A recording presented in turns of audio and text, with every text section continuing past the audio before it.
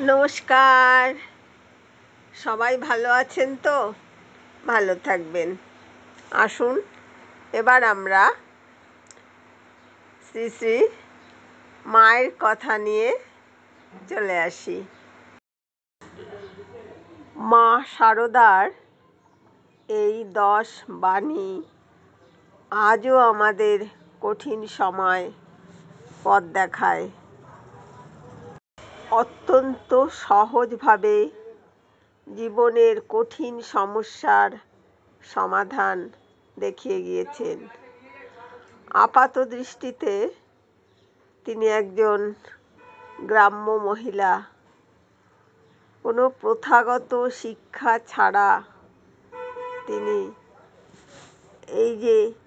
এই জীবন দর্শনের কথা বলে গেছেন, তা সত্যি বিস্ময়ের উদ্রেক করে। মহাসমাধির আগে পর্যন্ত তিনি নিজের সন্তানদের দুঃখ লাঘবের চেষ্টা করে গেছেন। অত্যন্ত সরলভাবে তিনি ভগবান তত্ত্ব প্রচার করেছিলেন। জীবনের কোন সময় কিভাবে চলতে হবে তাও তিনি তার সন্তানদের, ভক্তদের শিখিয়ে গিয়েছিলেন। শেষ উক্তিটি দিয়েই আগে শুরু করছি, মানে মায়ের শেষ বাণী কী ছিল। মহাসমাধির আগে সারদা দেবীর শেষ উক্তি সম্পর্কে জানিয়েছেন স্বামী গম্ভীরানন্দজি। তিনি বলেন, শ্রী শ্রী মায়ের দেহ যাইবার মাত্র 5 দিন পূর্বে এক ভক্ত অন্নপূর্ণা মাকে দেখিতে আসিয়াছিলেন। তিনি কাছে গিয়া কাঁদিতে কাঁদিতে বলিলেন, মা, আমাদের কি হবে?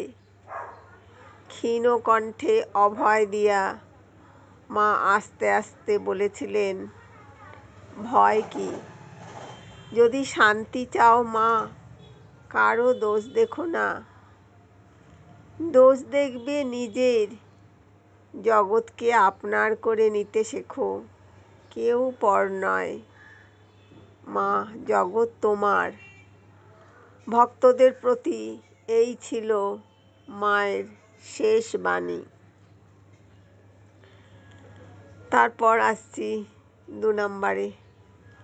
কর্মফল ভুগতে হবেই, তবে ঈশ্বরের নাম করলে যেখানে ফাল সেধুত সেখানে সূচ ফুটবে। নাম্বার 3, কত সৌভাগ্য মা এই জন্ম। খুব করে ভগবানকে ডেকে যাও। খাটতে হয়, না খাটলে কি কিছু হয়? সংসারের কাজকর্মের মধ্যে একটু সময় করে নিতে হয়। তারপর, ভাঙতে সবাই পারে, গড়তে পারে কজনে।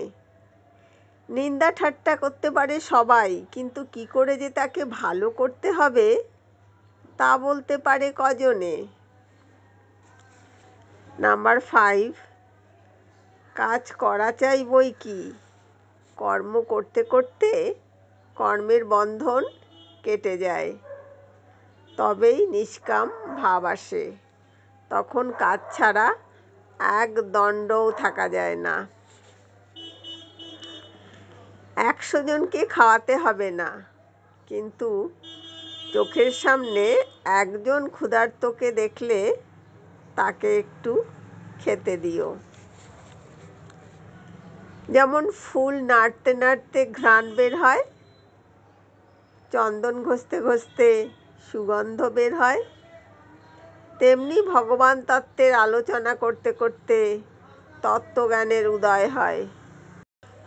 মনটাকে বসিয়ে আলগা না দিয়ে কাজ করা ঢের ভালো। মন আলগা হলেই যত গোল বাধায়।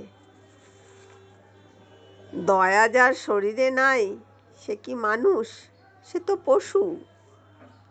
আমি কখনো কখনো দয়ায় আত্মহারা হয়ে যাই, ভুলে যাই যে আমি কে।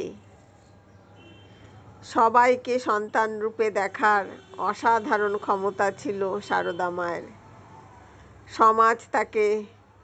সমাজ যাকে দূরে ঠেলে দিতে, তাকেও আপন করে কাছে টেনে নিতে পারতেন তিনি বলেন, আমি সতেরো মা, অসতেরো মা, আমি সত্যিকারের মা। আজ এই পর্যন্তই। সবাই ভালো থাকবেন। যদি ভালো লাগে আমার চ্যানেলটা সাবস্ক্রাইব করবেন, আর লাইক, কমেন্ট, শেয়ার করবেন। ভালো থাকবেন সবাই।